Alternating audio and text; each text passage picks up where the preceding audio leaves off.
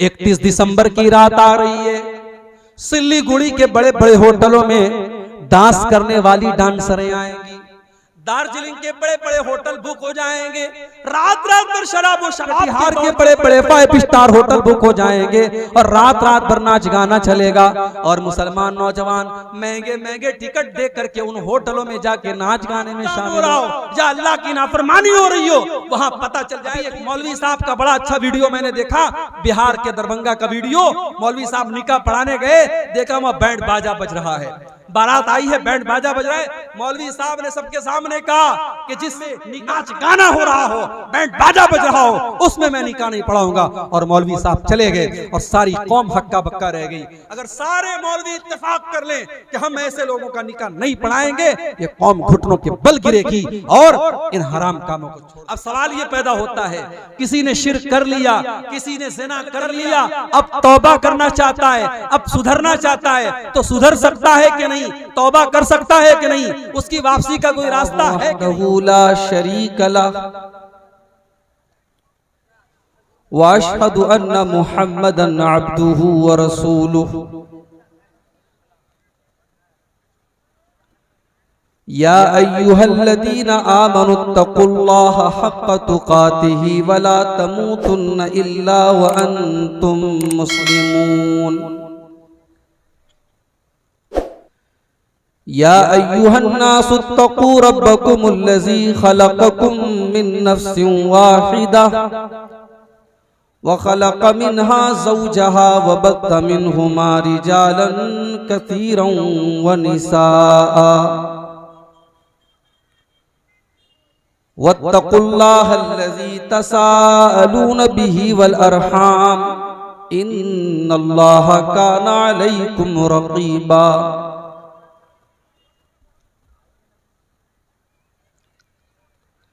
या अय्युहल्लज़ीना आमनुत्तकुल्लाहा वक़ूलू क़ौलन सदीदा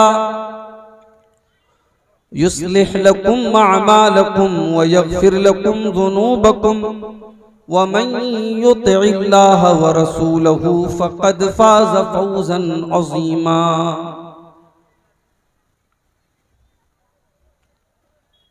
अम्मा बअदु फ़इन्न ख़ैरल हदीस किताबुल्लाह व खैरल हदी हदी मुहम्मदिन सल्लल्लाहु अलैहि वसल्लम व शर्रल उमूरि मुहदसातुहा व कुल्ल मुहदसतिन बिदअह व कुल्ल बिदअतिन ज़लालह व कुल्ल ज़लालतिन फिन्नार। अऊज़ु बिल्लाहि मिनश शैतानिर रजीम।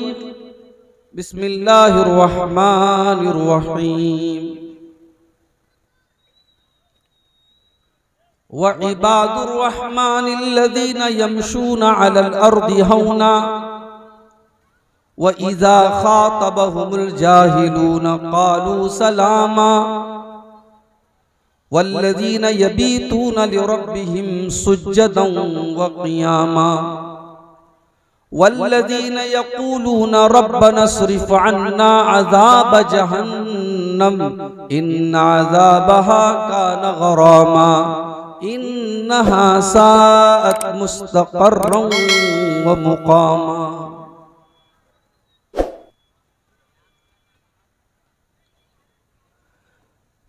घर के आंगन की शान होती है, घर के आंगन की शान होती है, बेटियां घर की जान होती है, माँ के दिल का सुकून होती है, अपने वालिद का मान होती है। ये जो हंसती हैं फूल खिलते हैं, ये जो हंसती हैं फूल खिलते हैं, खुशबुओं की दुकान होती है। बन के रहमत ये घर में आती हैं, बन के रहमत ये घर में आती हैं, برکتوں کا نشان ہوتی ہیں۔ بیٹیوں کے اوپر یہ نظم ہے، جو بیٹیوں کے باپ ہیں وہ خاص طور سے اس نظم کو سماعت کریں۔ بیٹیوں کے تعلق سے یہ نظم خود میری اپنی لکھی ہوئی نظم ہے، اور میں جب اسے پڑھتا ہوں تو دل بھر جاتا ہے۔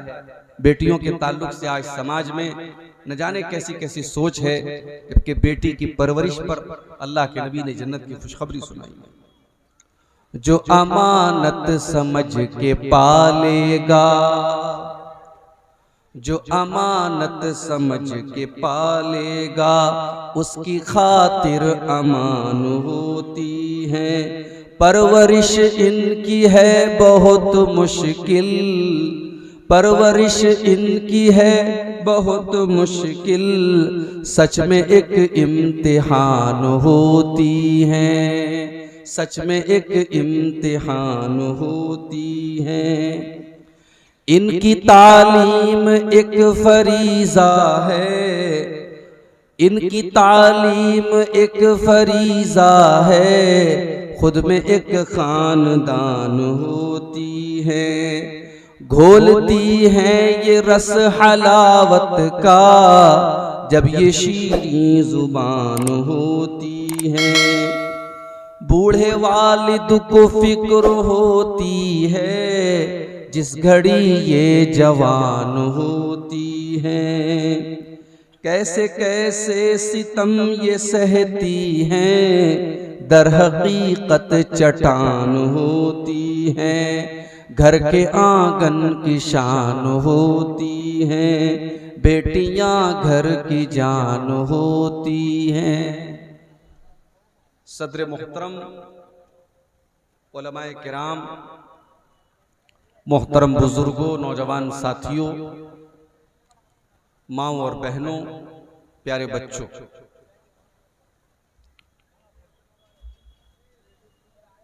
آج کا یہ پروگرام بڑے اچھے انداز میں چل رہا ہے۔ ابھی مجھ سے پہلے آپ نے بنگلہ خطیب شیخ عباد اللہ صاحب سے بنگلہ زبان میں تقریر بھی سنی۔ تھوڑی بہت اولپو بنگلہ میں بھی بول لیتا ہوں،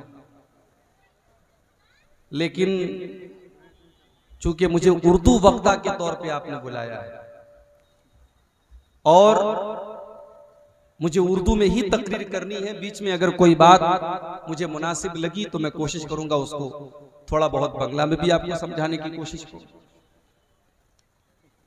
میرے بھائیوں، قرآن کریم کے 19ویں پارے کی سورۃ الفرقان کی کچھ آیتیں میں نے آپ کے سامنے پڑھی ہیں۔ ان آیتوں میں اللہ تعالیٰ نے اپنے کچھ اسپیشل بندوں کا ذکر، اپنے کچھ وشیش، کچھ خاص بندوں کا ذکر کیا۔ بندے تو سب ہیں اللہ، بھئی کافر بھی اللہ کا بندہ ہے، مومن بھی اللہ کا بندہ ہے، نماز پڑھنے والا بھی اللہ کا بندہ ہے، بے نمازی بھی اللہ کا بندہ ہے، متقی اور پرہیزگار بھی اللہ کا بندہ ہے، اور حرام خور اور زناکار اور سود خور بھی اللہ کا بندہ ہے۔ بندے تو سب ہیں اللہ، مگر یہاں اللہ تعالیٰ نے اپنے کچھ بندوں کا نام لے کر کے کہا کہ یہ میرے بندے ہیں۔ اس کو ایک مثال سے سمجھو۔ ایک باپ کے 5 بیٹے، اب 5 بیٹوں میں 4 بیٹے بڑے نالائق ہیں، ماں باپ کی قدر نہیں کرتے، ماں باپ کی بات نہیں مانتے، ماں باپ کو خوش نہیں رکھتے۔ ایک بیٹا ایسا ہے جو باپ کی بڑی قدر کرتا ہے، ماں کی بڑی خدمت کرتا ہے، ماتا پتا کی بڑی سیوا کرتا ہے۔ تو باپ کبھی کبھی کہتا ہے کہ یار میرا بیٹا تو وہ ہے۔ اس کا مطلب یہ نہیں کہ باقی 4 اس کے بیٹے نہیں ہیں، بیٹے تو سب ہیں اس کے، لیکن باپ جب تعریف کرتا ہے تو کہتا ہے میرا بیٹا تو وہ ہے۔ باپ کے کہنے کا مطلب یہ ہوتا ہے کہ میرے 5 بیٹوں میں سب سے لائق بیٹا، سب سے یوگی بیٹا، سب سے زیادہ فرما بردار بیٹا، سب سے زیادہ خدمت گزار بیٹا میرا وہ بیٹا ہے جو میری بات مانتا ہے۔ اب یہاں اللہ تعالیٰ نے اپنے کچھ خاص بندوں کا ذکر کیا ہے اور ان کی کچھ خوبیاں بیان کی ہیں، کچھ وشیشتائیں، کچھ کوالٹیز بیان کی۔ اور آج کی میری تقریر کا جو ٹاپک ہے، میرے وقتویہ کا جو وشے ہے، وہ انہی اللہ کے رحمان کے بندوں کی وشیشتائیں، ان کی خوبیاں، ان کی کوالٹیز، انہی کو میں انشاءاللہ آج آپ کے سامنے بیان کروں۔ تو آئیے قرآن کا 19واں پارہ کھولتے ہیں، سورہ فرقان کی آخری آیت میں۔ وَعِبَادُ الرَّحْمَنِ الَّذِينَ يَمْشُونَ عَلَى الْأَرْضِ هَوْنًا، رحمان کے بندے، اللہ کے بندے وہ ہیں جو زمین کے اوپر نرم چال چلتے ہیں، جو تکبر نہیں کرتے، جو گھمنڈ نہیں کرتے، جو اہنکار نہیں کرتے، جن کے اندر ایگو نہیں ہوتا، جن کے اندر تکبر نہیں ہوتا، جن کے اندر گھمنڈ نہیں ہوتا۔ گھمنڈ کرنا کس کی پہچان ہے؟ گھمنڈ کرنا تو شیطان کی پہچان ہے۔ اللہ نے کہا ہے فرشتوں تم آدم کے آگے سجدہ کرو، سارے فرشتوں نے سجدہ کیا، ابلیس جنات میں سے تھا لیکن فرشتوں کے ساتھ رہتا تھا۔ جب اللہ نے کہا فرشتوں تم سجدہ کرو تو سجدے کے حکم میں ابلیس بھی شامل تھا، مگر ابلیس نے سجدہ نہیں کیا۔ ابلیس نے کہا میں سجدہ نہیں کروں، کیوں؟ قال انا خیر منہ خلقتنی من نار وخلقتہ من طین، کہا اے اللہ میں تو آدم سے بہتر ہوں، تو نے آدم کو مٹی سے بنایا ہے، مجھ کو آگ سے بنایا ہے۔ اے اللہ میں آگ سے پیدا ہوا ہوں، میرا مقام زیادہ بڑا ہے، میں آدم کے آگے سجدہ کیوں کروں؟ دنیا میں سب سے پہلے تکبر کرنے والا اور گھمنڈ کرنے والا ابلیس تھا، ابلیس تھا، شیطان تھا۔ اور آگے بڑھو، ایک بہت بڑا بادشاہ جس کا نام فرعون تھا، اور جو اتنا بڑا ظالم تھا کہ چھوٹے چھوٹے بچوں کو وہ قتل کروا دیتا تھا۔ اس کو جب یہ بتایا گیا اس کی حکومت میں ایک بچہ پیدا ہونے والا ہے جو آگے چل کر کے اس کی حکومت کو ختم کر دے گا، اس نے آرڈر دے دیا، اس نے آدیش دے دیا کہ جتنے گھروں میں لڑکا پیدا ہوگا، بیٹا پیدا ہوگا، ان سارے بچوں کو قتل کر دیا جائے۔ اگر بیٹی پیدا ہوئی ہے تو اس کو زندہ رکھا جائے، بیٹا پیدا ہوا ہے تو قتل کر دیا جائے۔ یہ فرعون کا آرڈر تھا، لیکن اللہ تعالیٰ کو موسیٰ علیہ السلام کو بچانا تھا۔ اللہ نے موسیٰ علیہ السلام کو بچا لیا، لیکن میرے پیارے ساتھیوں فرعون بہت بڑا گھمنڈی تھا۔ موسیٰ علیہ السلام جب جوان ہوئے اور موسیٰ علیہ السلام نے جب فرعون کے سامنے آ کر کے کہا کہ میں اللہ کا نبی ہوں، میں اللہ کا رسول ہوں، مجھے اللہ نے بنی اسرائیل کی طرف نبی بنا کر کے بھیجا ہے، تو فرعون نے بڑے تکبر سے کہا تھا وما رب العالمین، اے موسیٰ تم کس اللہ کی بات کرتے ہو؟ میں سب کا رب ہوں، لوگ میرے آگے سجدہ کرتے ہیں، انا ربکم الاعلی، میں سب سے بڑا رب تو میں ہوں، مجھ کو چھوڑ کر تم نے کس کو اپنا رب بنا لیا؟ تھا حکومت کا فرعون کو بھی نشا، تھا حکومت کا فرعون کو بھی نشا، ظلم پر ظلم خلقت پہ کرتا رہا، جب سمندر میں ڈوبا تو کہنے لگا، جب سمندر میں ڈوبا تو کہنے لگا، اس حکومت کے پانے سے کیا فائدہ۔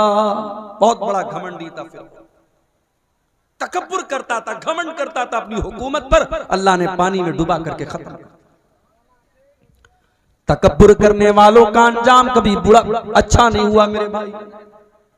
بہت پیسے والا تھا قارون، اتنی دولت اس کے پاس تھی کہ قرآن کہتا ہے وَآتَيْنَاهُ مِنَ الْكُنُوزِ مَا إِنَّ مَفَاتِحَهُ لَتَنُوءُ بِالْعُصْبَةِ أُولِي الْقُوَّةِ۔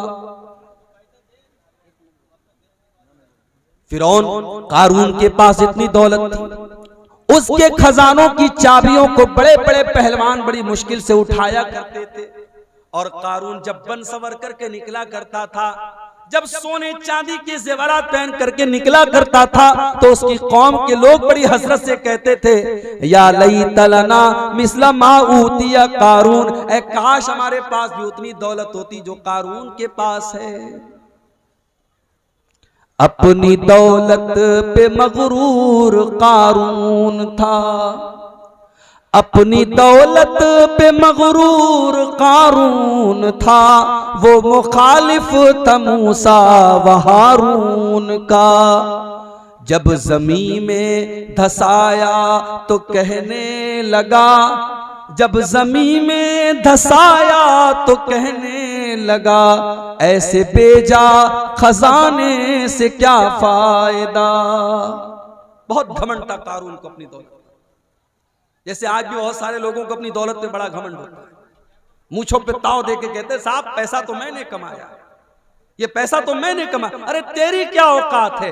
بڑے بڑے ڈگری والے، بڑے بڑے نالج والے آج ٹالی چلا رہے، رکشہ چلا رہے ہیں۔ دولت آپ کے ٹیلنٹ کے بل پہ نہیں ملتی، دولت دینے والا اللہ تعالیٰ ہے۔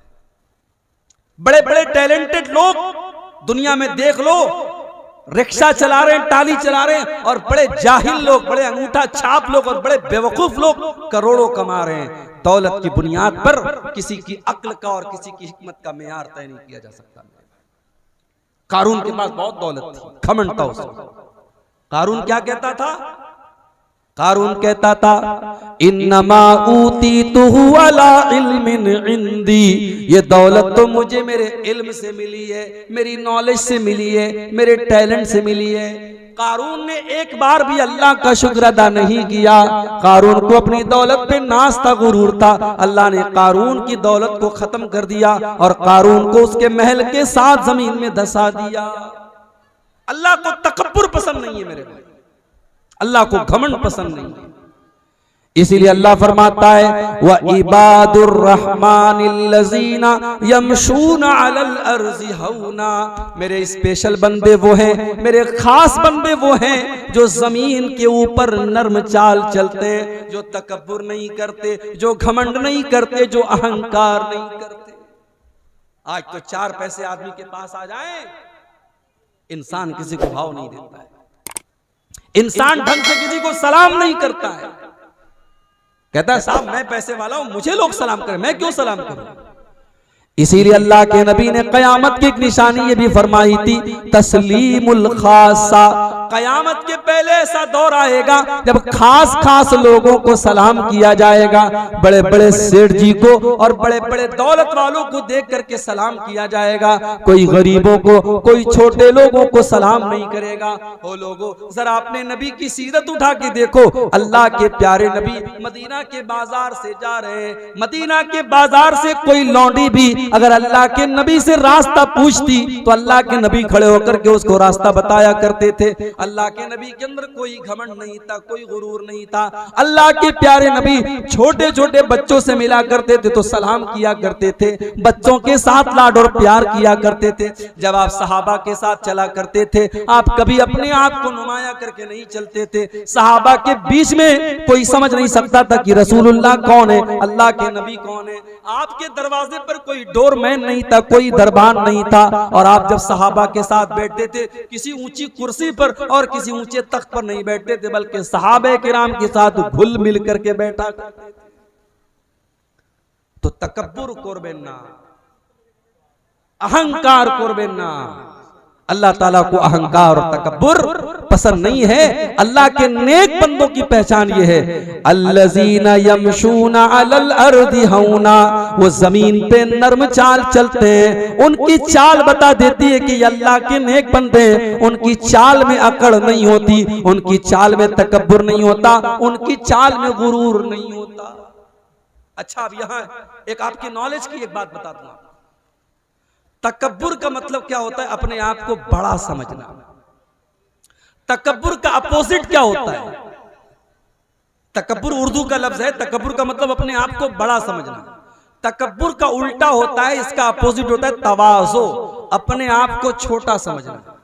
تو اپنے آپ کو چھوٹا سمجھو، بھائی تم ہو کیا، تمہاری اوقات کیا ہے؟ انک لن تخرق الارض ولن تبلغ الجبال طولا، تم زمین کو پھاڑ نہیں سکتے، تم پہاڑ پہ چڑھ نہیں سکتے، تو اکڑ کر کے کیوں چل رہا ہے انسان؟ تو اپنی پیدائش کے اوپر غور کر۔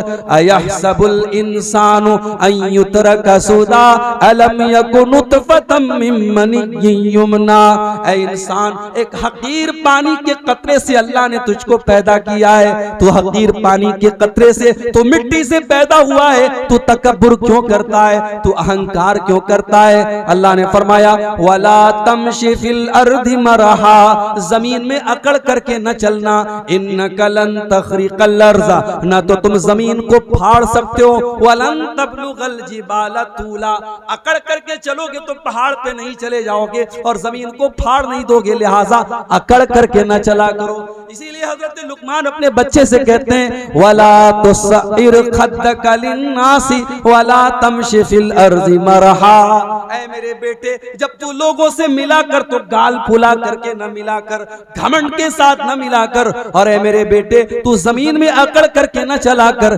ان اللہ لا يحب كل مختال فخور، اللہ تعالیٰ کسی گھمنڈی کو، کسی اہنکاری کو پسند نہیں کرتا۔ تو تواضع پیدا کرو، نرمی پیدا کرو، نرمی پیدا کرو گے اللہ عزت دے گا، اللہ عزت دے گا۔ اور دنیا میں بڑے بڑے جتنے سیلیبریٹی لوگ ہیں، آپ ان کی حالات آپ دیکھیے، جو اپنے آپ کو بڑا گھمنڈی بنتے تھے اور بہت بڑا سمجھتے تھے، وہ دنیا میں برباد ہو گئے، اور جو ڈاؤن ٹو ارتھ رہتے تھے، جو اپنے آپ کو چھوٹا سمجھتے تھے، آج بھی دنیا ان کی عزت کرتی ہے۔ اسی لیے اللہ کے نبی فرماتے ہیں ما تواضع احد للہ الا رفعہ اللہ، جو اللہ تعالیٰ کے لیے اپنے آپ کو چھوٹا سمجھتا ہے، اللہ اس کو اور بلندی دیتا ہے، اللہ اس کو اور اونچا مقام دیتا ہے۔ تو اب آپ کو نوٹ کرنا ہے، پہلی بات میں نے کیا بتائی؟ اللہ کے اسپیشل بندوں کی پہلی پہچان کیا بتائی؟ وہ تکبر نہیں کرتے، وہ زمین پہ نرم چال چلتے۔ ایک چیز ہو گئی، اب آگے بڑھتے ہیں۔ وَإِذَا خَاطَبَهُمُ الْجَاهِلُونَ قَالُوا سَلَامًا، اور اللہ کے اسپیشل بندوں کی دوسری پہچان یہ ہے جب جاہل ان کے منہ لگتے ہیں تو وہ سلام کہہ کر کے آگے بڑھ جاتے ہیں، وہ جاہلوں سے بحث نہیں کرتے، وہ جاہلوں سے ڈیبیٹ نہیں کرتے۔ بھائی بحث کرو، جس کے بارے میں یہ پتا ہو کہ یہ بات مان لے گا، صحیح بات پیش کریں گے، دلیل پیش کریں گے، قرآن پیش کریں گے، حدیث پیش کریں گے، سامنے والا میری بات مان لے گا۔ اور جس کے بارے میں یہ پتا ہو ہم دلیل پر دلیل پیش کریں، وہ ماننے والا نہیں ہے، کٹ حجت ہے، جاہل ہے، تو وہاں ٹائم ویسٹ نہ کرو۔ وَإِذَا خَاطَبَهُمُ الْجَاهِلُونَ قَالُوا سَلَامًا، جب جاہل ان کے منہ لگتے ہیں تو سلام کہہ کے آگے بڑھ جاتے ہیں۔ اللہ کے نبی کے پاس کچھ یہودی آئے، انہوں نے کہا السلام علیکم، السلام علیکم نہیں کہا بلکہ کیا کہا؟ السلام علیکم۔ السلام علیکم کا مطلب ہوتا ہے تم پر سلامتی ہو، اور السلام علیکم کا مطلب تم پر موت آئے، تم ہلاک ہو جاؤ، تم نشٹ ہو جاؤ، تم برباد ہو جاؤ۔ انہوں نے اللہ کے نبی کو السلام علیکم کہا، انہوں نے اللہ کے نبی کے اوپر بد دعا کی، انہوں نے اللہ کے نبی کے اوپر غلط جملہ کہا۔ پیارے نبی کے کانوں میں یہ جملہ پڑا، اور آپ کی پیاری بیوی اور ہم سب کی پیاری ماں اماں عائشہ کے کانوں میں یہ جملہ پڑا۔ اماں عائشہ اللہ کے نبی سے بہت محبت کرتی تھی، اپنے نبی کو بہت چاہتی تھی، ایک تو نبی تھے اور دوسرے ان کے شوہر بھی تھے، اور بیوی کی تو ذمہ داری ہے کہ شوہر کی عزت کرے، شوہر کا سمان کرے۔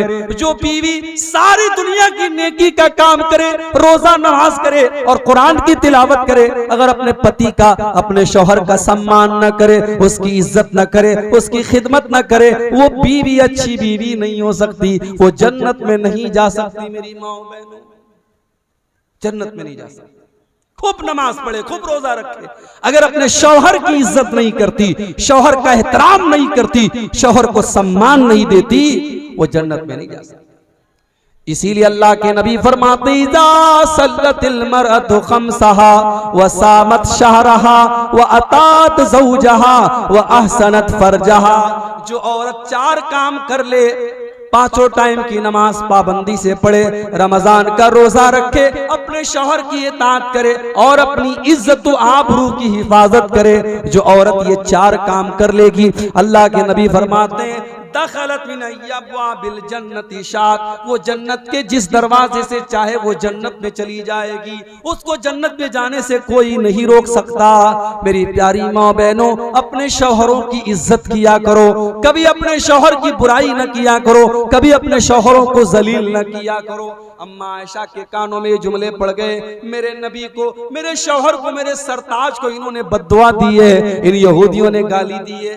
اماں عائشہ فوراً جوش میں آتی ہیں، بڑے غصے میں آتی ہیں اور کہتی ہیں وعلیکم السلام واللعنت، اے یہودیو اللہ کی لعنت ہو تمہارے اوپر، تم مر جاؤ، تم ختم ہو جاؤ، تم نشٹ ہو جاؤ، تم میرے نبی کے لیے بددعا کر رہے ہو، اے یہودیو تم برباد ہو جاؤ، تم ختم ہو جاؤ۔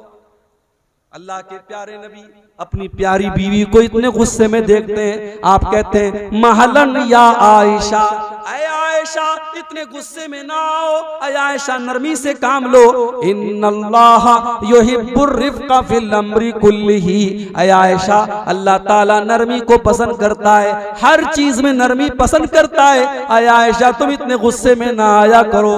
اما عائشہ نے کہا اللہ کے نبی کیا آپ نے نہیں دیکھا انہوں نے کتنا برا بھلا آپ کو کہا، انہوں نے السلام علیکم نہیں کہا بلکہ السلام علیکم کہا۔ آپ نے فرمایا اے عائشہ میں نے سنا تھا، مجھے پتا تھا انہوں نے سلام نہیں کیا ہے، انہوں نے بددعا کی ہے، لیکن اے عائشہ میں جاہل کا جواب جاہل کی بھاشا میں نہیں دیتا، میں جاہل کا جواب جاہل کی لینگویج میں نہیں دیتا۔ اے عائشہ جب انہوں نے کہا السلام علیکم تو میں نے جواب میں کہہ دیا وعلیکم، تم پر بھی ہو، جو تم میرے لیے کہہ رہے ہو وہ تم پر بھی لوٹ جائے، وہ تم پر بھی ہو جائے۔ میں نے وہ برا لفظ بھی نہیں نکالا، میں نے جواب دے دیا۔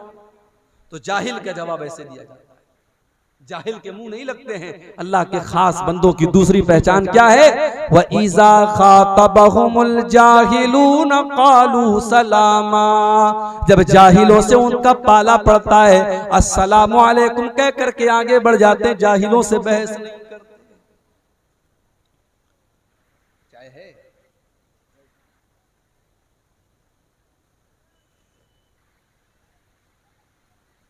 جاہل کس کو کہتے ہیں پتہ ہے؟ ضروری نہیں کہ جاہل وہی آدمی جو پڑھا لکھا نہ، پڑھا لکھا بھی جاہل ہوتا ہے بھائی۔ ایک جاہل ہمارے پڑوسی ملک میں ہے، بڑا بہت اونچی ٹوپی پہنتا ہے، بہت بڑا علامہ اس کو لوگ کہتے ہیں وہاں۔ ابھی اس کی ایک کلپ میں نے سنی انٹرنیٹ پر، اس سے پوچھا گیا کہ اللہ کے نبی نے قبر کو پکا کرنے سے منع کیا ہے، آپ قبر کو پکا کرنے سے اللہ کے نبی نے منع کیا ہے، اس حدیث کے بارے میں آپ کا کیا کہنا ہے؟ بالکل کلیئر حدیث اللہ کے نبی کی، نہا ان یجسس القبر، اللہ کے نبی نے قبر کو پکا کرنے سے منع کیا ہے۔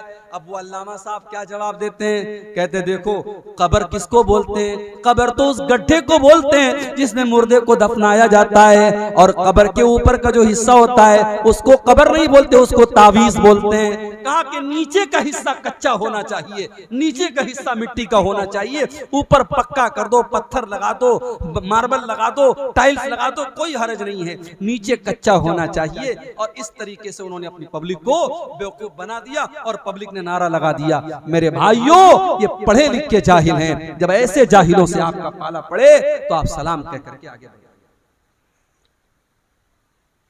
تو یہ دو چیزیں ہوں، پہلی چیز اللہ کے خاص بندے زمین پر نرم چال چلتے ہیں، اور دوسری چیز کیا ہے؟ جب جاہلوں سے ان کا پالا پڑتا ہے تو سلام کہہ کر کے آگے بڑھ جاتے۔ بوجھتے پارین؟ سمجھ میں آ رہی نا بات میری؟ چلیے آگے بڑھتے۔ تیسری چیز والذین یبیتون لربہم سجدا وقیاما، اور اللہ کے خاص بندوں کی تیسری پہچان یہ ہے جب وہ رات ہوتی ہے، جب دنیا اپنے بستر پر آرام کرتی رہتی ہے، وہ اللہ کے بندے اپنے آرام کو چھوڑ کر کے، اپنے بستر کو چھوڑ کر کے اللہ کی بارگاہ میں تہجد کی نماز پڑھتے ہیں، وہ قیام اللیل کرتے ہیں، وہ رات رات بھر سجدہ کرتے ہیں، وہ رات رات بھر قیام کرتے ہیں۔ کہاں گئے وہ نوجوان؟ وہ نوجوان کہاں گئے جن کے بارے میں قرآن کہتا ہے تتجافا جنوبہم عن المضاجع یدعون ربہم خوفا وطمعا۔ ان کے پہلو، ان کی پیٹھ ان کے بستر سے الگ ہوتی ہے، وہ رات میں اٹھ کر کے اللہ کو یاد کیا کرتے ہیں، وہ تہجد پڑھا کرتے ہیں۔ آج کا نوجوان تو رات کو 2-2 بجے تک اپنی گرل فرینڈ سے باتیں کرتا ہے، رات کو 3-3 بجے تک موبائل پر گندے ویڈیوز دیکھتا ہے، اور اپنا پاکی کے عالم میں بستر پہ رات میں سوتا ہے۔ وہ تو فجر بھی نہیں پڑھتا ہے، وہ تو 5 ٹائم کی نماز بھی نہیں پڑھتا ہے، وہ تہجد کہاں سے پڑھے گا؟ میرے بھائی، آج اس قوم کو کیا ہو گیا؟ اس قوم کے نوجوانوں کو کیا ہو گیا؟ اس قوم کا نوجوان آج رات رات بھر عیاشی کر رہا ہے، رات رات بھر غلط باتیں کر رہا ہے، رات رات بھر نظروں کا زنا کر رہا ہے۔ میرے پیارے ساتھیوں، اللہ کے خاص بندے وہ ہیں جو رات رات بھر سجدہ کرتے ہیں، قیام کرتے ہیں، جو رات رات بھر تہجد کی نماز پڑھتے ہیں۔ اور جانتے ہو، جب نماز کی بات آتی ہے، جب عبادت کی بات آتی ہے، تو ہمارے نوجوان کا جواب کیا ہوتا ہے؟ ارے شیخ، ابھی تو جوان ہے، ابھی تو موج مستی کرنے کے دن ہیں۔ جاؤ ذرا قبرستان میں جو جنازے اٹھتے ہیں، جا کر کے دیکھو کیا سارے جنازے 60-70 سال والوں کے؟ نہیں، 20 سال والوں کا جنازہ بھی آپ کو ملے گا، 15 سال کے بچوں کا جنازہ بھی آپ کو ملے گا، 2-2 سال کے بچوں کا جنازہ بھی آپ کو ملے گا۔ میرے بھائیوں، موت کا فرشتہ آپ سے اپوائنٹمنٹ لے کر کے تو آپ کے پاس نہیں آئے گا، آپ سے پوچھ کر کے تو آپ کے پاس نہیں آئے گا۔ نہ جانے کب کون سی بیماری آئے گی اور آپ کو قبر تک لے کر کے چلی جائے گی۔ اس لیے میرے نوجوان ساتھیوں، اپنی جوانی کا مس یوز نہ کرنا، اپنی جوانی کا غلط استعمال نہ کرنا۔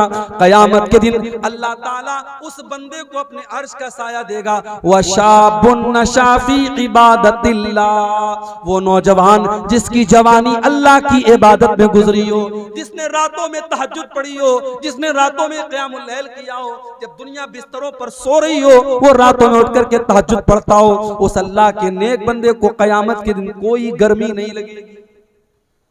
آج ہمارے پاس پیسہ ہوتا ہے، ہم سب سے پہلے اپنے گھر میں اے سی لگواتے ہیں، کولر لگواتے ہیں، پنکھا لگواتے ہیں۔ میرے بھائی، اس قبر کے اندر ہمیں کون اے سی لا کر کے دے گا؟ جس قبر میں ہمارے ماں باپ، ہمارے بیوی بچے سب چھوڑ کر کے ہم کو چلے جائیں گے۔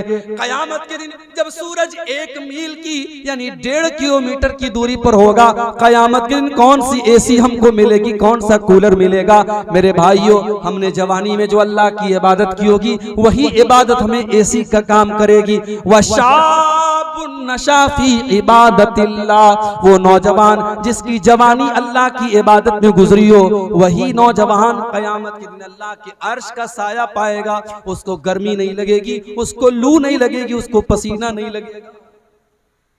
اللہ کے نبی کے ایک صحابی تھے عبداللہ بن عمر، یہ کس کے بیٹے تھے؟ حضرت عمر کے بیٹے تھے۔ حضرت عمر کون تھے؟ اللہ کے رسول کے سسر تھے۔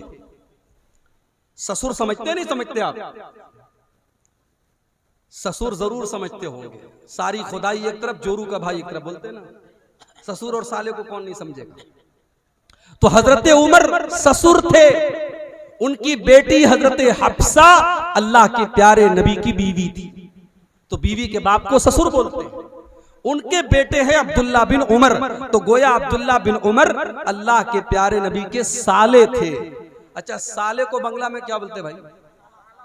سالہ ہی بولتے ہیں۔ سالے کو سالہ ہی بولتے ہیں، چھوڑو، ہاں سالہ سالہ کریں گے تو ایسا لگے گالی دے رہے مولی صاحب۔ اچھا، سالے کو اردو میں کیا بولتے ہیں پتہ ہے آپ کو؟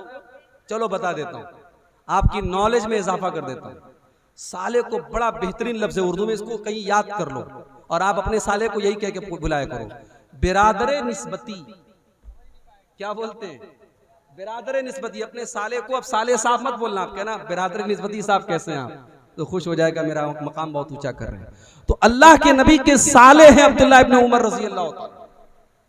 عبداللہ بن عمر نے ایک مرتبہ خواب دیکھا، سپنا دیکھا.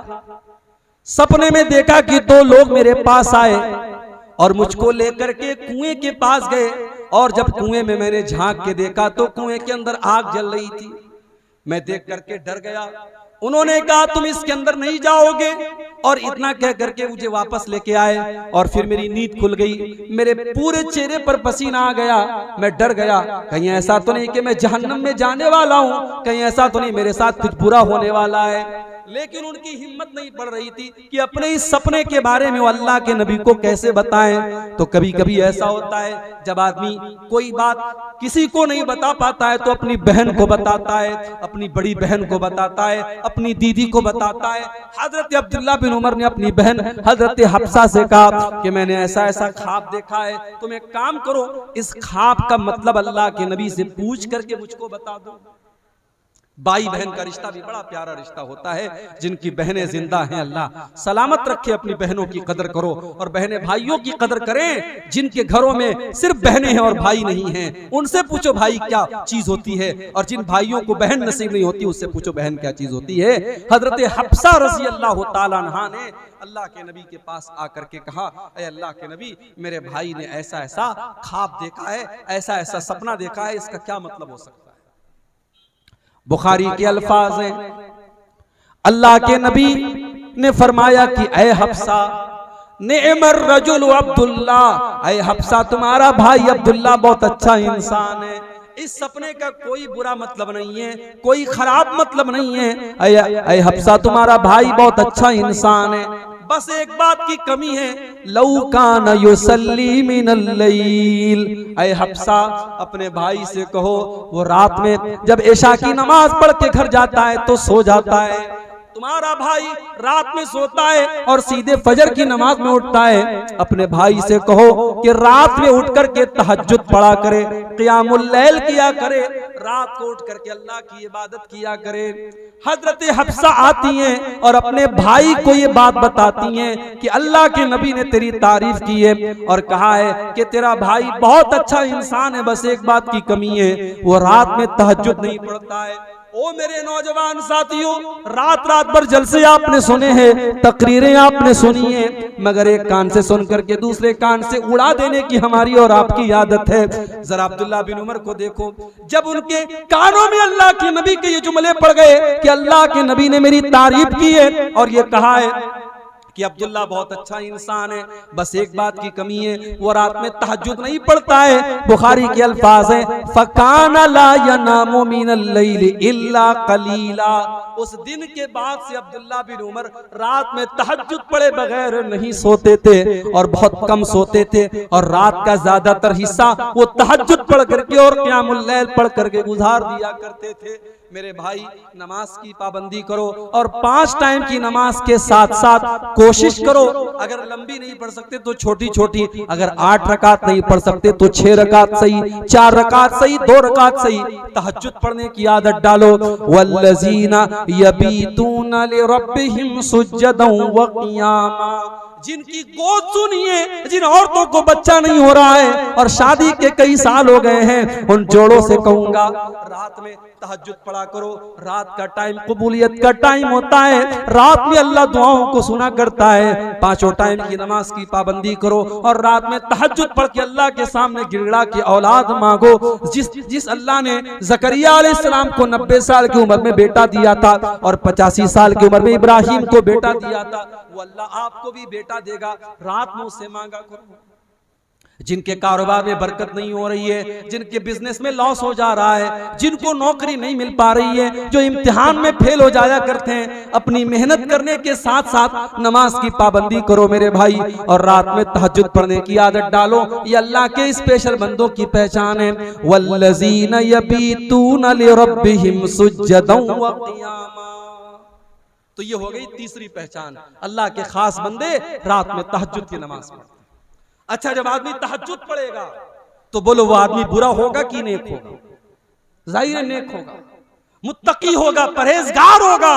हमारे यहाँ तो जो बेचारा 5 टाइम की नमाज पढ़ता है उसको लगता है कि मैं तो जन्नत मेरे बाप की होगी, जन्नत में मैंने टिकट बना लिया। ये अल्लाह के खास बंदे तहज्जुद पढ़ रहे हैं, रात रात भर जाग रहे हैं, लेकिन उसके बाद भी वो अल्लाह से डरते रहते हैं। उनकी चौथी पहचान क्या है? वल्लज़ीना यक़ूलूना रब्बना स्रिफ़ अन्ना अज़ाब जहन्नम इन्ना अज़ाबहा कान गरामा। मेरे बंदे वो हैं जो अल्लाह से दुआएं किया करते हैं कि अल्लाह तो हमको जहन्नम के अजाब से बचा ले। जहन्नम का अजाब तो बड़ा खतरनाक है, ये इंसान से चिपक जाने वाला और इंसान से चिमट जाने वाला है। इन्नहा साअत मुस्तक़र्रन व मुक़ामा, जहन्नम बड़ा ही बुरा ठिकाना है, बड़ी बुरी जगह है। पता ये चला कि तहज्जुद पढ़ करके भी वो अल्लाह से डरते रहते हैं और जहन्नम से बचने की दुआएं करते रहते हैं। इसलिए मेरे भाई कभी भी ये मत सोचो मैं नमाज पढ़ रहा हूँ, मैं कुरान पढ़ रहा हूँ, मैं नेकी का काम कर रहा हूँ तो मैं बहुत नेक बन गया, मैं बहुत मुत्तकी बन गया। बल्कि अल्लाह के अजाब से डरा करो और दुआ किया करो अल्लाह हमको जहन्नम के अजाब से बचा। जहन्नम कोई मामूली चीज नहीं है, जहन्नम बड़ी खतरनाक चीज है और जहन्नम इंतजार कर रही है कि अल्लाह का बंदा कब गलती करे, कब अल्लाह की नाफरमानी करे और जहन्नम का शिकार बन जाए। इन्न जहन्नम कानत मिरसादा लित्तागीन माबा लाबितीन फीहा अहकाबा। जहन्नम घात में बैठी है, जहन्नम इंतजार में बैठी है, जहन्नम प्रतीक्षा कर रही है। अल्लाह के नाफरमान लोगों का ठिकाना है जहन्नम। जो जहन्नम में जाएंगे तो हमेशा हमेशा रहेंगे, जो काफिर होंगे, जो मुशरिक होंगे।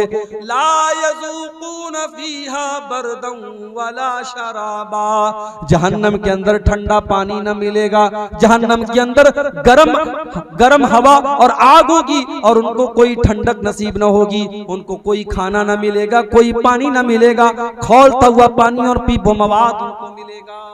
तो रहमान के खास बंदे जहन्नम से अल्लाह की पनाह मांगो। 4 चीज हो गई, आगे बढ़ते हैं 5वीं चीज। बहुत गौर से सुनिएगा, इंशाअल्लाह आज की तकरीर में कुछ आपको दे के जाऊंगा, कुछ सीख करके यहां से आप जाएंगे। अल्लाह के खास बंदों की पहचान आपको बता रहा हूं, सब्र से और सुकून से आप बैठिए, इंशाअल्लाह ये टॉपिक पूरा करके मैं यहां से उठूंगा। 4 चीजें हो गई, 5वीं चीज वल्लज़ीना इज़ा अनफ़क़ू लम युसरिफ़ू व लम यक़तुरू व कान बैन ज़ालिका क़वामा। रहमान के खास बंदे, अल्लाह के खास बंदों की 5वीं पहचान ये है, जब वो पैसा खर्च करते हैं तो फजूल खर्ची नहीं करते और बखीली नहीं करते, बल्कि बीच का रास्ता अपनाते हैं। मेरे व्हाट्सएप पर किसी ने बड़ा अच्छा एक पोस्ट भेजा था, लिखा था मुसलमानों की अमीरी देखना हो, मुसलमानों की दौलत देखना हो, इनकी शादियां देख लो, इनकी पार्टीज देख लो, इनकी सगाई की पार्टी देख लो, इनकी मंगनी की पार्टी देख लो, और मुसलमानों की गरीबी देखना है, इनकी मस्जिद के इमाम की तनख्वाह देख लो, इनके मदरसे के टीचर की तनख्वाह देख लो, इनके मुअज्जिन की तनख्वाह देख लो। मुअज्जिन को तनख्वाह कितनी 2000, इमाम को तनख्वाह कितनी 4000, टीचर को तनख्वाह कितनी 5000। अरे 5000 का तो तू महीने में गुटखा खा जाता है, 5000 की तू पान खा जाता है, 5000 की तू बीड़ी और सिगरेट पी जाता है, और तू उस मौलवी को 5000 देके कहता है कि तू अपने बाल बच्चों का पेट पाल ले। शर्म नहीं आती? शर्म करो। जो कौम अपने आलिमों को इज्जत नहीं करती वो कौम कभी कामयाब नहीं हो सकती। तो ये कौम गरीब नहीं है, ये कौम गरीब होती तो दौलत पर बेतहाशा पैसा न खर्च करती। बनारस में एक आदमी की शादी, अपने लड़के की शादी की उसने, तो लड़की वालों से डिमांड की, हम बहुत बड़े लोग हैं, हम बारात लेके आएंगे, हमारे लिए बनारस का सबसे कीमती लॉन बुक होना चाहिए। मुझे मेरे बनारस के भाइयों ने बताया कि उस लड़की का बाप भी चूंकि बहुत पैसे वाला था, उसने अपने बारातियों के लिए जो लॉन बुक किया, एक दिन के सिर्फ लॉन की कीमत, अभी खाने की बात छोड़ दो, खाना कितना महंगा रहा होगा, सिर्फ लॉन की कीमत, लॉन के अंदर जो डेकोरेशन था, जो कुर्सियां थी, जो टेंट लगा था, उस लॉन की कीमत 8 लाख रुपए थी। 8 लाख रुपए का लॉन बुक करके मुसलमान शादी कर रहा है, और उसके बाद कहता है साहब हम बड़े गरीब लोग हैं, हम बड़े गरीब हैं। تیری شادیوں سے تو نہیں لگتا تو غریب ہے، تیری لڑکیوں کے زیورات سے نہیں لگتا تو غریب ہے، تیری فضول خرچیوں سے نہیں لگتا تو غریب ہے۔ ہاں مسجد میں دینے کی بات آئے گی، مدرسے میں دینے کی بات آئے گی تو تیرے جیب سے 10 کا نوٹ نکلے گا، تیرے جیب سے 20 کا نوٹ نکلے گا۔ میرے بھائیوں، مال آپ کا نہیں ہے، مال آپ کا نہیں ہے، مال اللہ کا ہے۔ آپ کو استعمال کرنے کے لیے ملا ہے، آپ کو یوز کرنے کے لیے ملا ہے، آپ کو حساب دینا پڑے گا۔ مال کہاں سے کمایا اور کہاں خرچ کیا، دونوں کا حساب دینا پڑے گا۔ اللہ کے نبی صلی اللہ علیہ وسلم فرماتے ہیں لا تزول قدم ابن آدم من عند ربہ یوم القیامہ، انسان قیامت کے دن اپنی جگہ سے ہل نہیں پائے گا جب تک وہ 4 سوالوں کا جواب نہ دے دے۔ جب تک 4 سوالوں کا جواب نہ دے دے کوئی ہل نہیں سکتا قیامت کے دن۔ پہلا سوال ان عمرہ فیما افنا، تو نے اپنی زندگی کو کہاں گزارا۔ دوسرا سوال وعن شبابہ فیما ابلا، تو نے اپنی جوانی کو کہاں گزارا۔ اور تیسرا سوال وَأَنْ مَالِهِ مِنْ أَيْنَ اكْتَسَبَهُ وَفِيمَا أَنْفَقَهُ، تو نے مال کہاں سے کمایا اور کہاں پہ خرچ کیا۔ آمدنی کا حساب بھی دینا ہے اور خرچ کا بھی حساب دینا ہے، کہاں سے کمایا اور کہاں خرچ کیا۔ اس لئے فضول خرچی مت کرو میرے بھائی، جتنی بڑی چادر ہو اتنا پیر پھیلاؤ، فضول خرچی بھی مت کرو اور کنجوسی بھی مت کرو۔ کچھ ایسے لوگوں کو بھی میں جانتا ہوں، بہت پیسہ ہے مگر کپڑا جب بھی پہنیں گے بالکل فرنیچر والا کپڑا پہنیں گے، بالکل خراب کپڑا پہنیں گے۔ وہ دکھانا نہیں چاہتے کہ ہم پیسے والے ہیں۔ اگر اللہ نے آپ کو دولت دی ہے، اچھا کھاؤ اچھا پہنو میرے بھائیوں، اور اپنے پریوار کو بھی اچھا کھلاؤ اچھا پہناؤ۔ اللہ کے نبی فرماتے ہیں جو دینار تم اللہ کے راستے میں خرچ کرتے ہو، جس دینار کے ذریعے تم کسی غریب کی مدد کرتے ہو، اور جو دینار تم اپنے بال بچوں پر خرچ کرتے ہو، اس میں سب سے زیادہ ثواب تم کو اس پر ملے گا جو تم اپنے پریوار کے اوپر، اپنے بال بچوں کے اوپر خرچ کرتے ہو۔ پریوار کے اوپر بھی خرچ کرو۔ اور اپنی ماں بہنوں سے کہنا چاہوں، شوہر اگر کنجوس ہے اور آپ کی ضرورتوں کو پورا نہیں کر رہا ہے، آپ کی ضرورت کی چیزیں نہیں لا رہا ہے، تو شوہر کے پاکٹ میں سے بغیر بتائے پیسہ لے سکتے ہیں۔ شوہر کا پیسہ آپ لے سکتی ہیں اس کو بغیر بتائے، یہ چوری نہیں ہے۔ اگر شوہر کنجوس اور بخیل ہے تو بیوی اس کی اجازت کے بغیر اس کا پیسہ لے سکتی ہے۔ تو رحمان کے خاص بندوں کی یہ 5ویں پہچان ہے، جب وہ خرچ کرتے ہیں تو فضول خرچی بھی نہیں کرتے اور بخیلی بھی نہیں کرتے، بیچ کا راستہ اپناتے ہیں۔ جب آپ فضول خرچی کریں گے تو قرآن کیا کہتا ہے وَلَا تُبَذِّرْ تَبْذِيرًا إِنَّ الْمُبَذِّرِينَ كَانُوا إِخْوَانَ الشَّيَاطِينَ۔ فضول خرچی نہ کرو، حرام جگہ پر پیسہ مت خرچ کرو، یہ پیسہ اللہ کی امانت ہے۔ صحیح جگہ پر، مسجدوں میں، مدرسوں میں، اپنے بال بچوں کے اوپر، اپنی تعلیم کے اوپر پیسہ خرچ کرو۔ حرام جگہ پر پیسہ خرچ کرو گے تو شیطان کے بھائی بن جاؤ۔ 5 چیزیں ہو گئی، اب آگے بڑھتے ہیں۔ نمبر 6، نمبر 7، نمبر 8، 3 چیزیں اللہ تعالیٰ نے ایک آیت میں ذکر کر دی۔ رحمان کے بندوں کی 3 پہچان اور بتائی۔ والذین لا يدعون مع اللہ الہا آخر ولا يقتلون النفس التي حرم اللہ الا بالحق ولا يزنون۔ رحمان کے بندے اللہ کے ساتھ کسی اور کو نہیں پکارتے۔ جب بھی مصیبت آتی ہے ایک اللہ کو پکارتے ہیں، ان کا مشکل کشا اللہ، ان کا غریب نواز اللہ، ان کا غوث اعظم اللہ، ان کا دستگیر اللہ۔ وہ جب بھی ماتھا جھکاتے ہیں اللہ کے آگے جھکاتے ہیں، وہ جب بھی ہاتھ پھیلاتے ہیں اللہ کے آگے پھیلاتے ہیں۔ اولاد مانگنا ہو تو اللہ سے مانگتے ہیں، بگڑی بنانے والا اللہ کو جانتے ہیں۔ والذین لا يدعون مع اللہ الہا آخر، وہ اللہ کے ساتھ کسی کو نہیں پکارتے۔ یہی شرک ہے میرے بھائی، اگر اللہ کے ساتھ کسی اور کو ہم نے پکارا یہی شرک ہے، اور شرک اللہ تعالیٰ کے یہاں معاف ہونے والا گناہ نہیں ہے۔ ان الشرک لظلم عظیم، شرک دنیا کا سب سے بڑا گناہ ہے، اور اللہ فرماتا ہے ان اللہ لا یغفر ان یشرک بہ ویغفر ما دون ذلک لمن یشاء۔ اللہ تعالیٰ شرک کو معاف نہیں کرے گا، اس کے سوا کوئی اور گناہ کرو گے اللہ معاف کر دے گا۔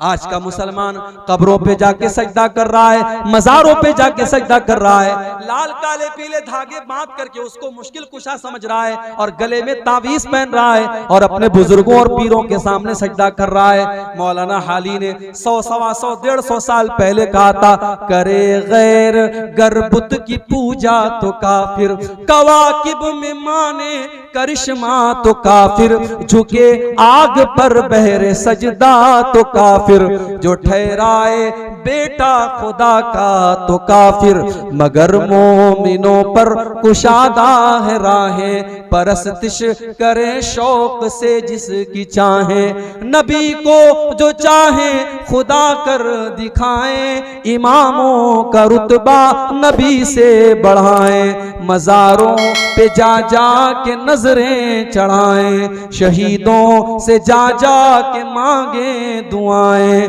نہ توحید میں کچھ فرق اس سے آوے، نہ اسلام بگڑے نہ ایمان جاوے۔ میرے بھائیوں، جو کام غیر مسلم اپنی مورتیوں کے ساتھ کر رہا ہے وہی کام آپ مزار اور قبر کے ساتھ کریں گے، وہ کافر ہے، وہ جہنمی ہے، اور آپ پکے مسلمان ہیں۔ یہ نہیں ہو سکتا، یہ ڈبل سٹینڈرڈ نہیں ہو سکتا، یہ دوگلا پن نہیں ہو سکتا، یہ دوہرا معیار نہیں ہو سکتا۔ جب آپ نے نماز میں کہا ایاک نعبد و ایاک نستعین، اے اللہ ہم تیری عبادت کرتے ہیں اور تجھی سے مدد مانگتے ہیں، اور مسجد کے باہر نکل کے کہتے ہو یا علی مشکل کشا، یا خواجہ غریب نواز، اور دکان کا نام رکھتے ہو KGN اور YKGN، یہ نہیں چلے گا۔ شرک اللہ تعالیٰ کیا معاف نہیں ہوگا، رحمان کے خاص بندے شرک نہیں کرتے۔ اور اگلی چیز کیا ہے؟ وَلَا يَقْتُلُونَ النَّفْسَ الَّتِي حَرَّمَ اللَّهُ إِلَّا بِالْحَقِّ، اور اللہ کے بندے کسی نردوش کی ہتیا نہیں کرتے، کسی بے قصور کو قتل نہیں کرتے۔ اسلام کا ماننے والا آتنکوادی نہیں ہو سکتا۔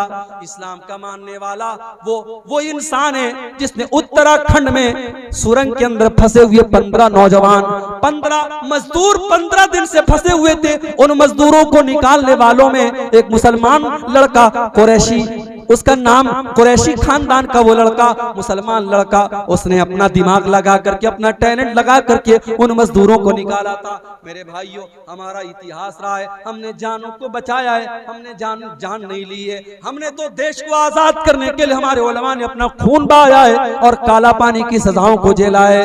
ہاں، اسلام کا نام لے کر کے کوئی اگر نردوشوں کی ہتیا کرتا ہے، اس کے لیے اسلام ذمہ دار نہیں ہے، اس کے لیے اسلام کو بلیم نہیں کیا جا سکتا ہے۔ اسلام تو کیا کہتا ہے؟ ایک نردوش کی ہتیا کرنے والا پوری مانوتا کو قتل کرنے والا ہے۔ من قتل نفسا بغیر نفس او فساد فی الارض فکأنما قتل الناس جميعا، ایک انسان کی ہتیا کرنے والا پوری انسانیت کا ہتیارہ ہے۔ ومن احیاها فکأنما احیا الناس جميعا، اور ایک انسان کی جان بچانے والا پوری انسانیت کی جان بچا رہا ہے۔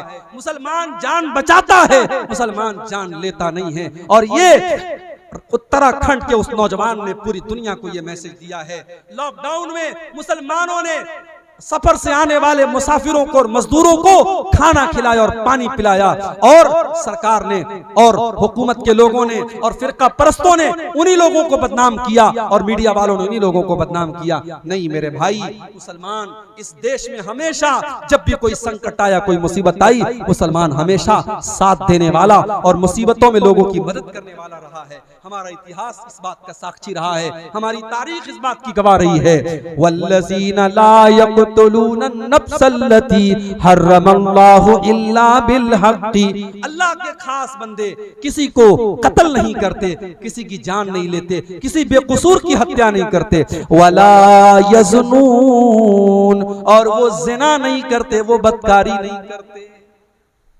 زنا نہیں کرتے۔ زنا کیا ہے؟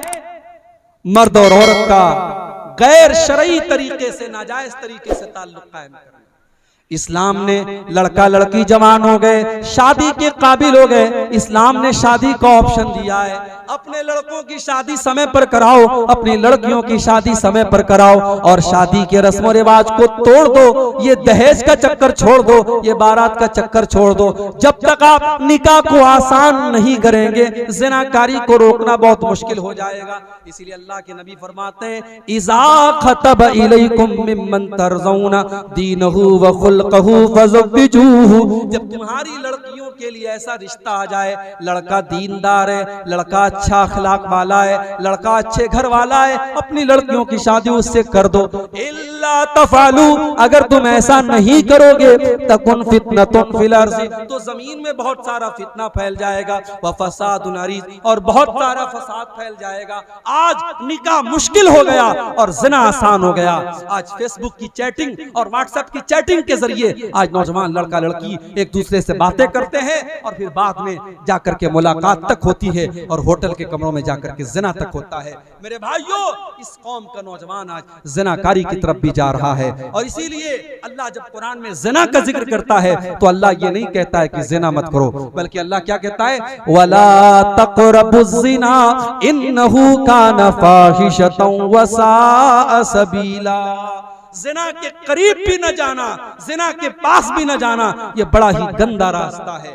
میری پیاری ماں و بہنوں، آپ کو جو یہ حکم دیا گیا کہ آپ جب بھی گھر سے نکلو تو پردے میں نکلو، یہ حکم کیوں دیا گیا؟ تاکہ زناکاری کا راستہ بند ہو جائے۔ عورت سے کہا گیا جو تیرے محرم رشتہ دار نہیں ہے، تیری خالہ کا لڑکا ہے، تیرے ماموں کا لڑکا ہے، تیرے چاچا کا لڑکا ہے، وہ تیرا محرم نہیں ہے، اس سے تیری شادی ہو سکتی ہے۔ جب تو جوان ہو گئی تو اپنے خالہ کے لڑکے سے بھی پردہ کیا کر، اپنے ماموں کے لڑکے سے بھی پردہ کیا کر، اپنے چاچا کے لڑکے سے بھی پردہ کیا کر، اپنے گھر کے گارجینوں سے میں کہتا ہوں اپنی بیٹیاں، جب آپ کی بیٹیاں جوان ہو جائیں، جب آپ کی لڑکیاں جوان ہو جائیں تو جس طریقے سے گاؤں کے بچوں سے بچاتے ہو، جس طریقے سے گاؤں اور محلے کے لڑکوں سے اپنی بیٹیوں کو بچاتے ہو، ویسے ہی ماموں کے، خالہ کے اور چاچا کے لڑکوں سے بھی بچایا کرو، وہ آپ کی بیٹیوں کے لیے غیر محرم ہے۔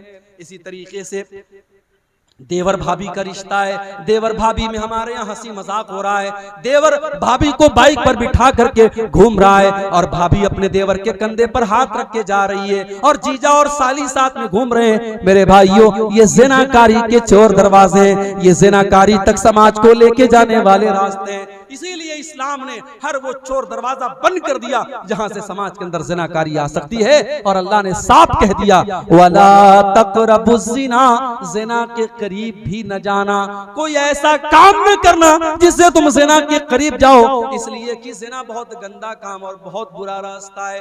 تو رحمان کے بندے زنا نہیں کرتے، شرک نہیں کرتے، قتل نہیں کرتے، زنا نہیں کرتے، اور یہ تین سب سے بڑے بڑے پاپ ہیں۔ اللہ کے نبی سے پوچھا گیا سب سے بڑا پاپ کیا ہے؟ آپ نے فرمایا ان تجعل للہ ندا وہو خلق، سب سے بڑا پاپ یہ ہے تم اللہ کے برابر کسی کو ٹھہرا دو۔ پھر پوچھا گیا اے اللہ کے نبی اس کے بعد سب سے بڑا پاپ کیا ہے؟ آپ نے فرمایا ان تقتل ولدک خشیۃ ان یتام معک، اپنی اولاد کو قتل کر دو اس ڈر سے کہ وہ کل تمہارے ساتھ کھائے گی۔ اولاد کو قتل کرنا، میرے بھائی آج ماں کے پیٹ میں بھی اولاد کو قتل کیا جا رہا ہے، آج ایبارشن کیا جا رہا ہے، آج ماں کے پیٹ میں حمل کو ضائع کیا جا رہا ہے۔ 1400 سال پہلے لوگ بیٹیوں کو پیدا ہونے کے بعد زمین میں گاڑا کرتے تھے، اور آج کا انسان اتنا حیوان ہو چکا ہے وہ ماں کے پیٹ میں اپنے اولاد کو مار ڈالتا ہے اور اپنی اولاد کو قتل کر ڈالتا ہے۔ میرے بھائیوں، شرک کے بعد سب سے بڑا گناہ یہ اللہ کے نبی فرماتے ہیں اپنی اولاد کو قتل کر دو اس ڈر سے کہ وہ تمہارے ساتھ کھائے گی۔ پھر پوچھا گیا اے اللہ کے نبی اس کے بعد سب سے بڑا گناہ کیا ہے؟ آپ نے فرمایا ان تزانی حلیلۃ جارک، اپنے پڑوسی کی بیوی کے ساتھ زنا کرو۔ زنا تو کسی کے ساتھ بھی حرام ہے، لیکن پڑوسی پڑوسی پر وشواس کرتا ہے، پڑوسی پڑوسی پر بھروسہ کرتا ہے۔ اگر انسان اپنی پڑوسن کے ساتھ زنا کرتا ہے تو یہ بہت بڑا گناہ ہے۔ میرے پیارے ساتھیوں، یہ تین بڑے بڑے گناہ ہیں جن کا یہاں اللہ نے ذکر کیا ہے۔ تو رحمان کے خاص بندے ان تین گناہوں سے اپنے آپ کو بچاتے، وہ شرک نہیں کرتے، وہ قتل نہیں کرتے، وہ زنا نہیں کرتے۔ وَمَن يَفْعَلْ ذَلِكَ يَلْقَ أَثَامًا، اور جو یہ تین کام کرے گا، جو شرک کرے گا، جو زنا کرے گا، جو قتل کرے گا، وہ بہت بڑا گنہگار ہے۔ يُضَاعَفْ لَهُ الْعَذَابُ يَوْمَ الْقِيَامَةِ وَيَخْلُدْ فِيهِ مُهَانًا، اور اگر مسلمان یہ تینوں کام کرتا ہے تو اس کو ڈبل عذاب دیا جائے گا اور وہ جہنم میں ہمیشہ، جو شرک کرے گا وہ جہنم میں ہمیشہ رہے گا۔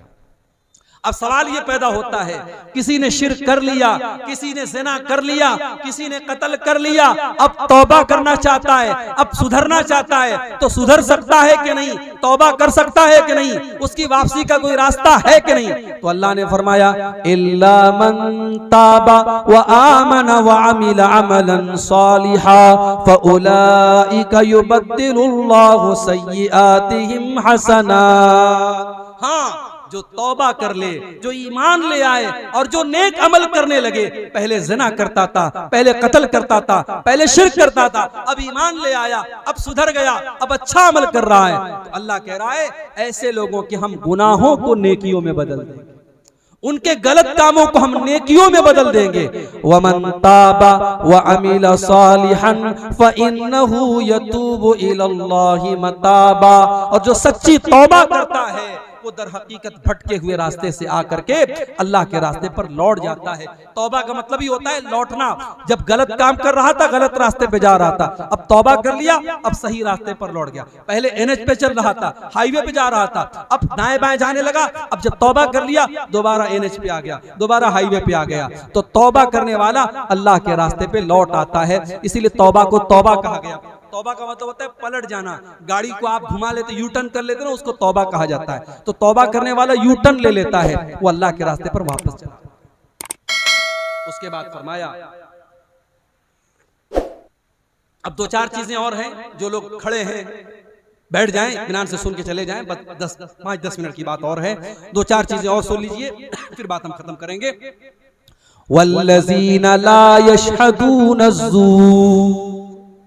اور رحمان کے خاص بندے وہ ہیں جو کسی غلط کام میں شامل نہیں ہوتے.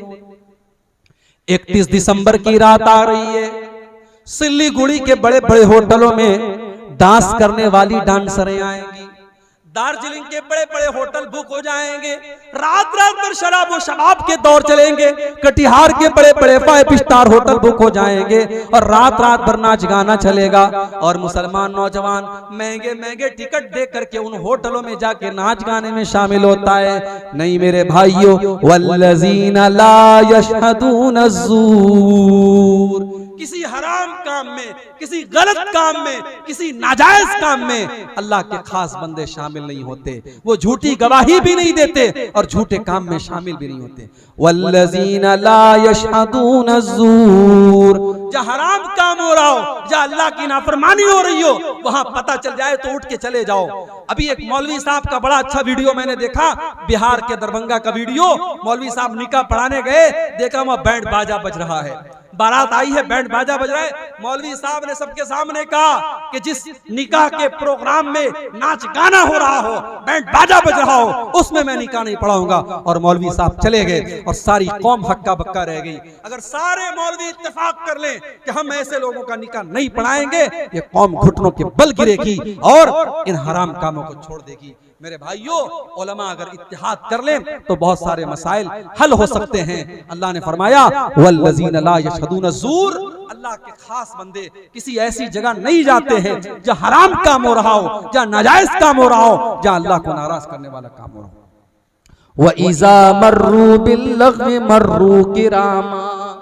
اور جب کسی ایسی چیز کے پاس سے ان کا گزر ہوتا ہے جو حرام ہے, جو ناجائز ہے, جو لغو چیز ہے, تو وہاں سے وہ شرافت سے گزر جاتے ہیں. آپ سڑک پہ جا رہے ہیں اور کسی ہیروئن کا پوسٹر لگا ہوا ہے, اس نے آدھے ادھورے کپڑے پہنے ہوئے ہیں. اب آپ اپنی نظر کو بچا کے چلے جائیے, آپ کے چاہنے سے وہ پوسٹر تو ہٹے گا نہیں. آج تو ان ہیروئنوں کی یہی اوقات ہے, وہ مردوں کی چڈی اور بنیان کا پرچار کر رہی ہیں, مردوں کی انڈر ویئر کا پرچار یہ ننگی ہو کر کے یہ عورتیں کر رہی ہیں. اور دنیا کہتی ہے صاحب یہ ہیروئن ہے, یہ ایکٹریس ہے, یہ سیلیبریٹی ہے. ایسے سیلیبریٹیز کے اوپر میں تھوکتا ہوں جس کی اوقات یہ ہے وہ مردوں کی چڈی اور بنیان کا پرچار کرنے کے لیے ننگی ہو رہی ہے. یہ ان ہیروئنوں کی عزت ہے. میرے پیارے ساتھیوں, جب آپ سڑک سے گزریں, جاوا اسٹیشن سے گزریں, جب آپ راستے سے گزریں اور ایسا کوئی پوسٹر آپ کے سامنے سے گزر جائے, وَإِذَا مَرُّوا بِاللَّغْوِ مَرُّوا كِرَامًا, تو شرافت سے گزر جائیے. فیس بک آپ چلا رہے ہیں, اچھی اچھی باتیں فیس بک پر آ رہی ہیں, اب نیچے ریلز آ گئی. اب ریلز میں ناچ گانا بھی آ رہا ہے، بےہودہ چیزیں بھی آ رہی ہیں، گندی چیزیں بھی آ رہی ہیں، اور آپ ٹکر ٹکر ٹکر ٹکر دیکھ رہے ہیں۔ دیکھو مت بھائی، آگے بڑھو، اس کو اسکپ کرو۔ وَإِذَا مَرُّوا بِاللَّغْوِ مَرُّوا كِرَامًا۔ یہ فیس بک کی دنیا، یہ سوشل میڈیا کی دنیا، یہاں اچھی چیزیں بھی اور گندی چیزیں بھی، اب یہ آپ پر ڈیپینڈ کرتا ہے کہ آپ اچھی چیزوں میں اپنا ٹائم لگاتے ہیں یا گندی چیزوں میں اپنا ٹائم برباد کرتے ہیں۔ وَإِذَا مَرُّوا بِاللَّغْوِ مَرُّوا كِرَامًا۔ اللہ کے خاص بندے ان لغو چیزوں کے پاس سے، ان ناجائز چیزوں کے پاس سے شرافت سے گزر جاتے ہیں۔ جانتے ہو جب ہم موبائل چلاتے ہیں نا تو تین چیزیں ہماری کام کرتی ہیں۔ ایک تو انگلی سے ہم ٹچ کرتے ہیں، انگلی کام کرتی ہے، اور ایک آنکھ سے دیکھتے ہیں، آنکھ کام کرتی ہے، اور ایک کان میں ایئر فون گھسڑ لیتے ہیں، ایئر فون یا اس کو کیا بولتے ہیں، ایئر پوڈ اور ہیڈ فون کیا کیا ہوتا ہے وہ ہم کان میں لگاتے ہیں۔ تو کان کام کرتا ہے، آنکھ کام کرتی ہے اور انگلی کام کرتی ہے، اور یہی تینوں چیزیں قیامت کے دن گواہی دیں گی۔ اللہ فرماتا ہے حَتَّى إِذَا مَا جَاءُوهَا شَهِدَ عَلَيْهِمْ سَمْعُهُمْ وَأَبْصَارُهُمْ وَجُلُودُهُمْ بِمَا كَانُوا يَعْمَلُونَ۔ قیامت کے دن تیری آنکھ تیرے خلاف گواہی دے گی، تیرے کان تیرے خلاف گواہی دیں گے، اور تیرے بدن کی چمڑی تیرے خلاف گواہی دے گی۔ وَقَالُوا لِجُلُودِهِمْ لِمَ شَهِدتُّمْ عَلَيْنَا قَالُوا أَنطَقَنَا اللہ الذی انطق کل شیء۔ اور انسان کہے گا اپنی چمڑی سے تو کیسے بول رہی ہے، اور انسان کی چمڑی کہے گی کہ آج اللہ نے ہم کو بولنا سکھایا ہے، اور ہم تیرے پول کھولیں گے، ہم تیرے کرتوت کھولیں گے۔ تو انگلی سے کیا کیا ٹچ کرتا تھا، کیا کیا کھولتا تھا، تو موبائل کی اسکرین پر کیا کیا دیکھتا تھا، تو کانوں سے کیا کیا سنتا تھا۔ کان گواہی دے گا، آنکھیں گواہی دے گی، اور ہماری اسکن گواہی دے گی۔ اس لئے میرے بھائی موبائل کا استعمال بہت احتیاط کے ساتھ کرو۔ اللہ کے خاص بندے جب کسی لغو چیز کے پاس سے گزرتے ہیں تو شرافت سے گزر جاتے ہیں۔ وَالَّذِينَ إِذَا ذُكِّرُوا بِآيَاتِ رَبِّهِمْ لَمْ يَخِرُّوا عَلَيْهَا صُمًّا وَعُمْيَانًا۔ اور اللہ کے خاص بندے وہ ہیں جب قرآن ان کے سامنے پڑھا جاتا ہے وہ اندھے اور بہرے بن کر کے گر نہیں جاتے، وہ قرآن پر غور کرتے ہیں، وہ قرآن کو غور سے سنتے ہیں اور قرآن پر عمل کرتے ہیں۔ ایک ہم قرآن سنتے ہیں، تراویح کی نماز میں قرآن پڑھا جا رہا ہے اور ہم اندھے اور بہرے بن کر کے قرآن کو سنتے ہیں۔ نہیں میرے بھائی، قرآن کو سمجھنے کی کوشش کرو، قرآن پر غور کیا کرو۔ آج ہمارے دلوں پر تالے پڑ گئے، آج ہمارے دل لاک ہو چکے، اور دل کا پاسورڈ کیا ہے اور دل کے لاک کو کھولنے کی چابی کیا ہے؟ قرآن کہتا ہے افلا یتدبرون القرآن ام علی قلوب اقفالها۔ قرآن پر غور کیا کرو، قرآن پر غور کرو گے، قرآن پر وچار کرو گے، قرآن کو سمجھنے کی کوشش کرو گے تو تمہارے دل کے تالے کھل جائیں گے۔ آج ہمارے دل لاک ہو گئے، تقریریں ہو رہی ہیں، جلسے ہو رہے ہیں، جمعہ کے خطبے ہو رہے ہیں، دل کا تالا نہیں کھل رہا ہے۔ کیوں؟ کیونکہ دل کا لاک تو قرآن میں ہے، دل کا پاسورڈ تو قرآن میں ہے۔ قرآن کو پڑھو گے، قرآن کو سمجھو گے تو دل کا لاک کھل جائے گا۔ اسی لیے اللہ نے فرمایا کہ میرے خاص بندے وہ ہیں جب قرآن پڑھا جاتا ہے تو اندھے اور بہرے بن کر کے گر نہیں جاتے ہیں بلکہ قرآن پر غور کرتے ہیں۔ اور آخری چیز والذین یقولون ربنا هب لنا من ازواجنا وذریاتنا قرۃ اعین واجعلنا للمتقین اماما۔ اور اللہ کے خاص بندوں کی آخری پہچان یہ ہے وہ اللہ سے دعائیں کیا کرتے ہیں، اے ہمارے پروردگار، اے ہمارے رب، تو ہمارے بیوی بچوں کو ہماری آنکھوں کی ٹھنڈک بنا دے۔ بیوی اچھا کپڑا پہنتی ہے شوہر خوش ہو جاتا ہے، بچے اچھا کپڑا پہنتے شوہر خوش ہو جاتا ہے، مگر وہ یہاں مراد نہیں ہے۔ آپ کی بیوی آپ کی آنکھوں کی ٹھنڈک کب بنے گی؟ جب فجر کی اذان ہو جائے اور آپ سو رہے ہیں اور بیوی آپ کو بڑے پیار سے اٹھاتی ہے اور کہتی ہے اٹھ جاؤ، فجر کی جماعت ہونے والی ہے، نماز نہ چھوڑو۔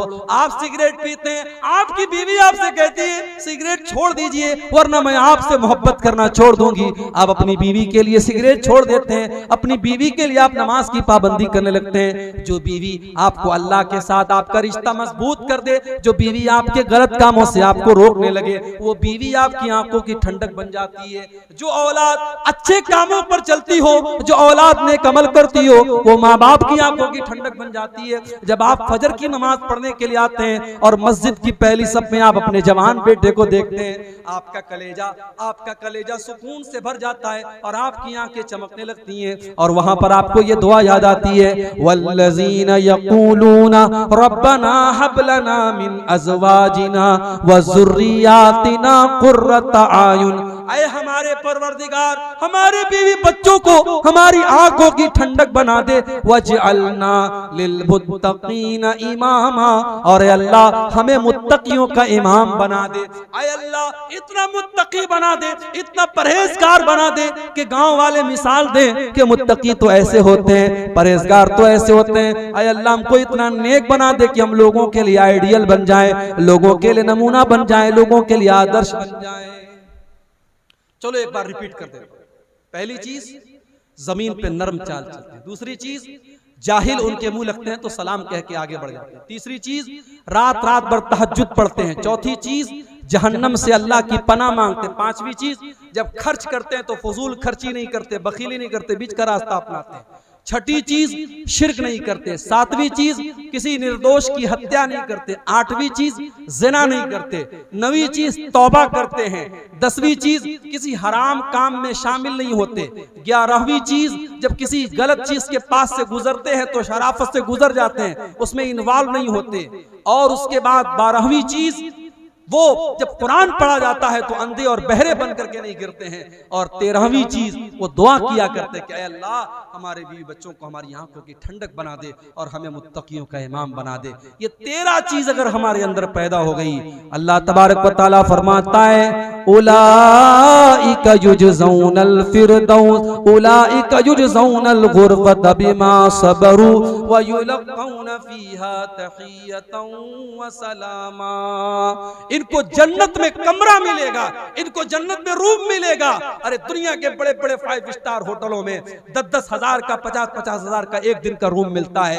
اللہ جنت میں آپ کو روم دے گا. میں کہتا ہوں دنیا کے بڑے بڑے 5 اسٹار نہیں 7 اسٹار ہوٹل بھی قربان ہے جنت کے اس روم کے اوپر. اللہ ان جنتیوں کو روم دے گا اور فرشتے ان کو سلام کریں گے, فرشتے ان کو سلام کریں گے. خالدین فیہا حسنت مستقرا ومقاما. اور جب وہ جنت میں جائیں گے, دنیا میں آپ ہوٹل میں جاتے ہیں, 3 دن کے لیے ہوٹل بک ہوا, چوتھا دن آیا ہوٹل کا ملازم آیا, چلیے صاحب روم خالی کیجئے, 3 دن پورا ہو گیا. مگر جنت میں آپ کو روم نہیں خالی کرنا ہے. جنت کا روم پرماننٹ آپ کا ہو جائے گا. جنتیوں کو ہمیشہ جنت ملے گی. میرے بھائیوں یہ 13 چیزیں اپنے اندر پیدا کرو, یہ 13 چیزیں اپنے اندر پیدا کر لو. یہ 13 چیزیں اگر پیدا ہو گئی تو انشاءاللہ اللہ ہمیں جنت میں داخل کرے گا اور جنت میں ہمیشہ رہیں گے. خالدین فیہا حسنت مستقرا ومقاما. ہمیشہ وہ جنت میں رہیں گے. اور جنت سے بہترین کیا ٹھکانہ ہے. میرے بھائیوں اپنے آپ کو اور اپنے بیوی بچوں کو ان 13 چیزوں کی عادت ڈلوا دو. یہ 13 چیزیں اپنے اندر پیدا کر لو. اپنے مزاج میں نرمی لے آؤ, تکبر سے اپنے آپ کو بچاؤ, جاہلوں سے منہ لگنے والی عادت چھوڑ دو. اسی طریقے سے تہجد کی عادت ڈالو, جہنم سے اللہ کی پناہ مانگا کرو, فضول خرچی نہ کیا کرو, زنا سے شرک سے اور کسی نردوش کی ہتیا کرنے سے ہمیشہ اپنے آپ کو بچاؤ. کوئی گناہ ہو جائے سچی توبہ کر لو, کسی حرام کام میں کبھی شامل نہ ہو, اور کوئی حرام چیز کے پاس سے گزرو تو شرافت سے گزر جاؤ. قرآن پر غور کیا کرو اور اسی طریقے سے اپنے بیوی بچوں کے لیے دعا کیا کرو. یہ چند چیزیں ہیں اگر اپنے اندر ہم پیدا کر لیں تو اللہ کا وعدہ ہے اللہ ایسے لوگوں کو جنت عطا فرمائے گا. ہم اللہ سے دعا کرتے ہیں رب العالمین ان 13 چیزوں پر ہم سب کو عمل کرنے کی توفیق عطا فرما. اے اللہ اپنے اس اسپیشل بندوں میں, اپنے ان خاص بندوں میں, اے اللہ ہم گنہگار بندوں کو بھی تو شامل فرما دے.